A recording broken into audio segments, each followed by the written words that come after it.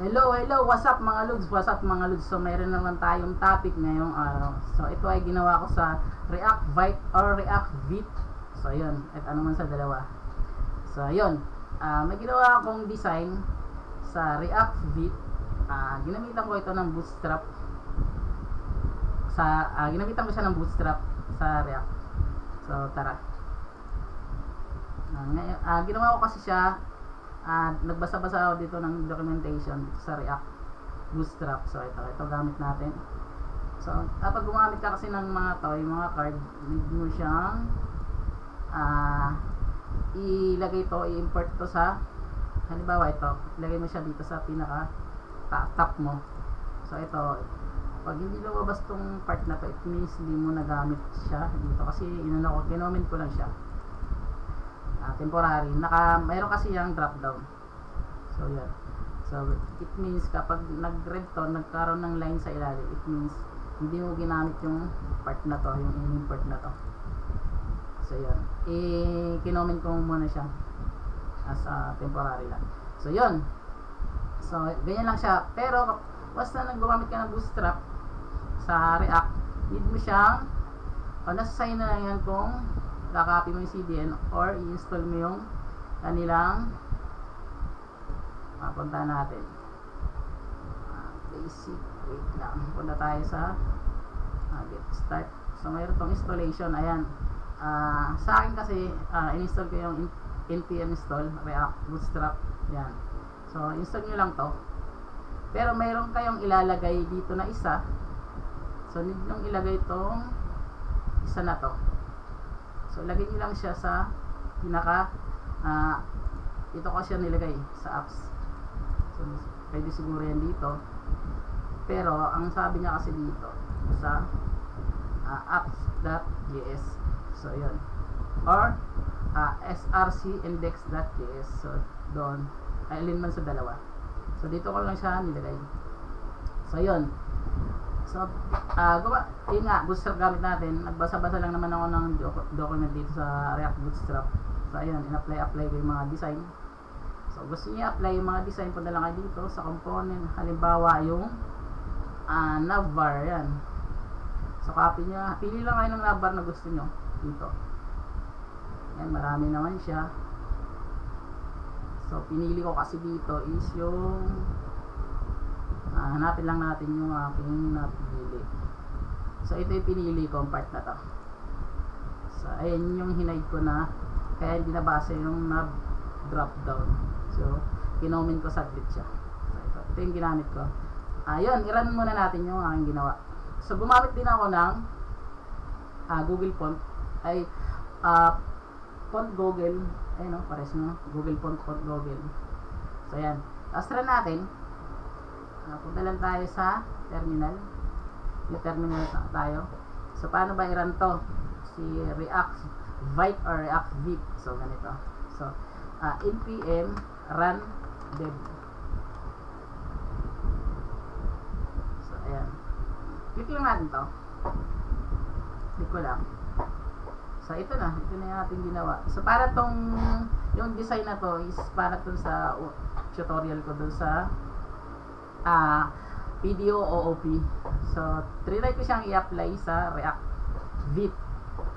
Tapos yung ating pang design is Bootstrap, React Bootstrap. So ito nga, so, punta lang kayo dito sa React Bootstrap, tapos install nyo lang yung kanyang npm. So punta lang kayo dito, start. So ito agad, install nyo to, npm install React Bootstrap. Tapos kailangan nyo itong i-copy. Saan na yan? Where na yun? So kailangan nyo itong i-copy para mabasa. Tapos siyempre naglagay pa ako dito ng konting Bootstrap dito sa nilagay ko lang siya dito sa index.js kasi dito ko nilagay yung Google Font sa part na. So yan, ang Google Font niya, ayan o, na-apply naman siya. So ayan o. So ginamitan ko siya ng Puffins. Yan. So ayan, may register, may login. So, pwede nyo itong gamitin yung aking ginawang design. So, pero i-discuss ko kung paano nangyayari ito, yung login. So, yan.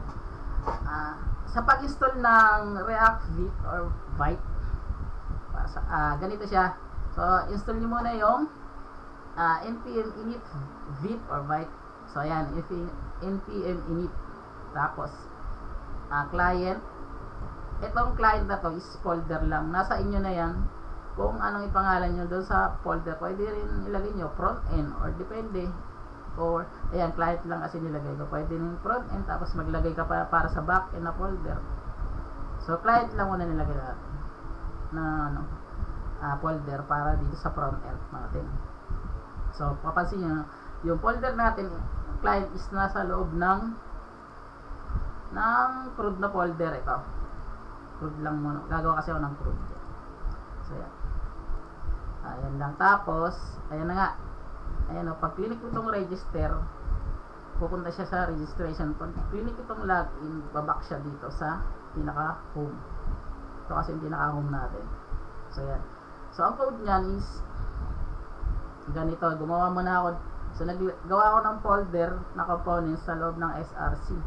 So, diyan ko binato yung mga home, about. Yan. Pwede nyo padagdagin yan. Hindi lang home, about. So, baka ganyan lang ginawa ko munang sample. So, itong navbar. So, ito. So, itong navbar na to. Ito yung nakikita natin dito sa taas. Dapat header yun. So, nilagay ko lang navbar. So, yan. Tapos,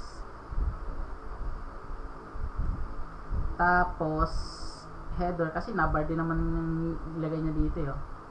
So, ayan. Siguro pwede na yan. Navbar. So, ayan. Link. Ito kasi may hindi gumagana yung may package kasi ito si React Bootstrap. Mayroon siyang pakita ko sa inyo. Kasi yung package niya dito sa navbar, ganito kasi yung kanyang package dito. So, binago ko siya. Hindi kasi natatarget yung yung link na to, yung ginagamit sa dito, ito sa React Router DOM. So, hindi ko makakat kasi mayroon itong package siya na binago ko lang yung style Wait lang, punta natin yung ginamit kong ito, ganito kasi yung style niyang package yung nav.link. So, copy natin yan. So, ganito. So, ganyan yung style niya niyang mayroon na kasi siyang link dito. Ayan link, naka-extract pa. So, trinay ko tong ilagay yung link. Ay, tinanggal ko tong nav. Tinira ko lang link. Tapos link, panapos ng link. Tinanggal yung nav. Nasira yung design. So, ginawa kong diskarte dito. Para hindi masira yung design. Yung navbar link na to, ito. Itong navbar link na to, ginawa ko dito is dito sa top siya nilagay, tapos pinasok ko tong link na galing kay React Router DOM. So dito ko siya nilink sa loob nitong nav.link. So dito ako nagawa ng link para makapunta ako sa home, sa about. So diyan ko siya pinasok.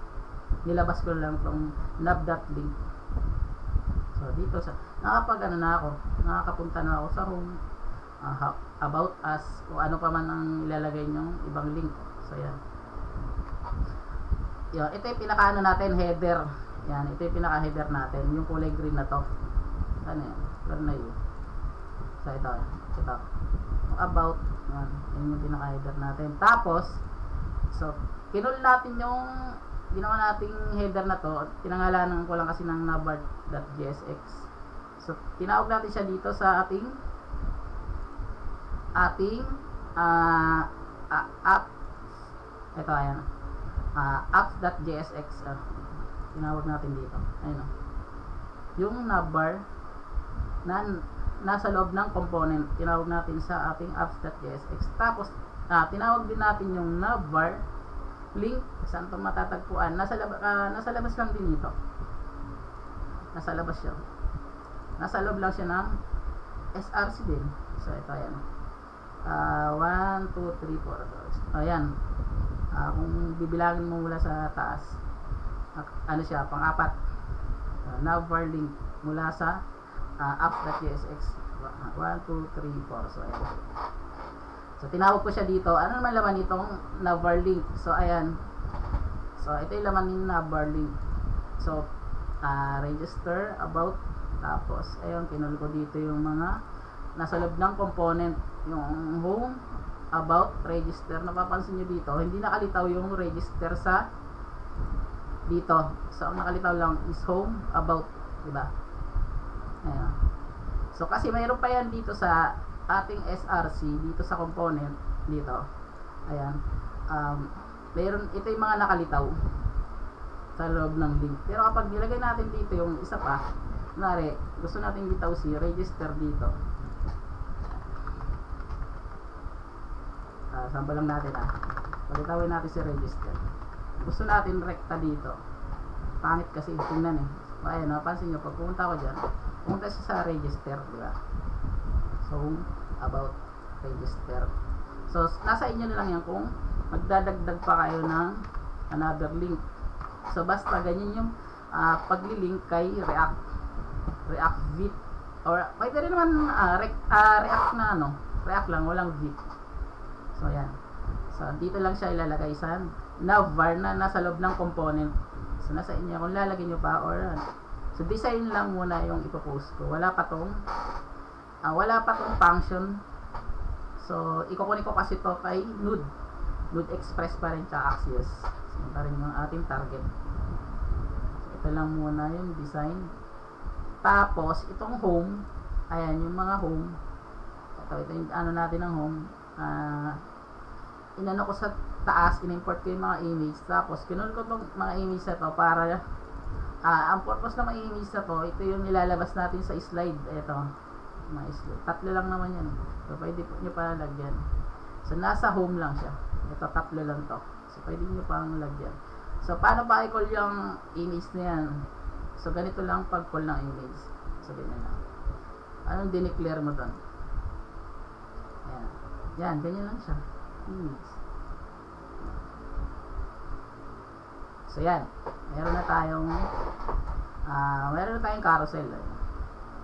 G-slide dyan, automatic. So, yan. Next is yung ating, ito naman yung about. So, pwede natin tong yung about. So, punta lang tayo sa dami text. Hindi ko nakalimutan kung ito eh. Param. Tama ba? Dami text. So, ito. Lorem exum. So, pwede natin i-copy to. Try muna natin i-copy.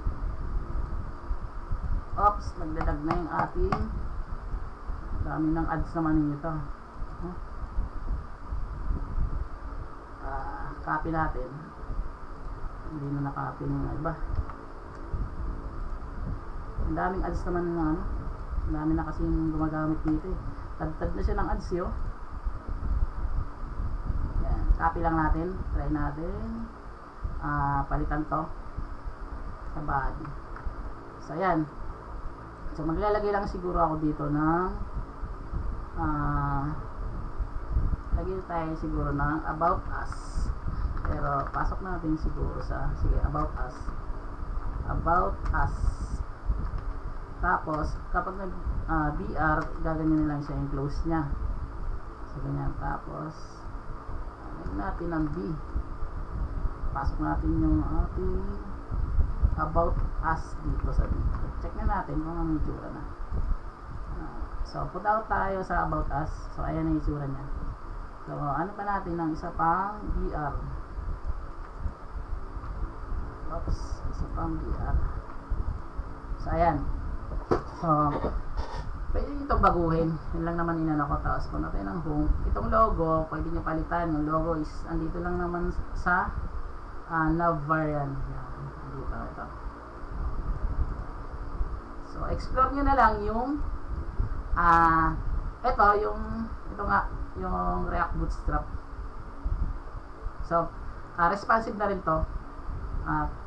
Try natin in mobile responsive. So, ayan.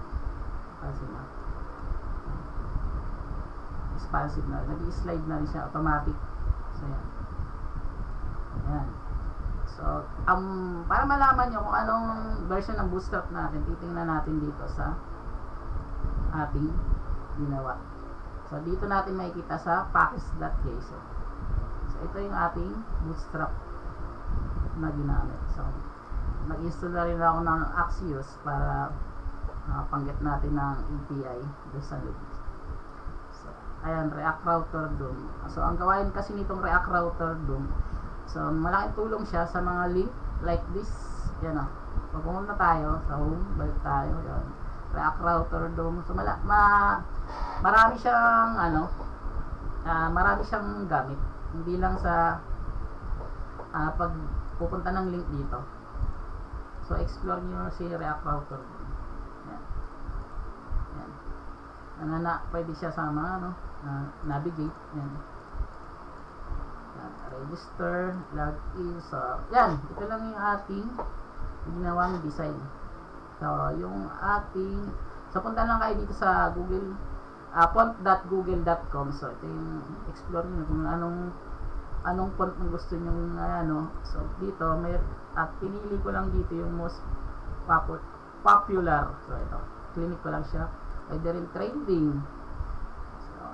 Ayan, maglalabasan naman yan dito kung ano yung mga gamit na gamit ng mga programmers. So, yan. Tapos, dito nga, yan siya sa index.css. Dito nyo siya lagay. Kasi,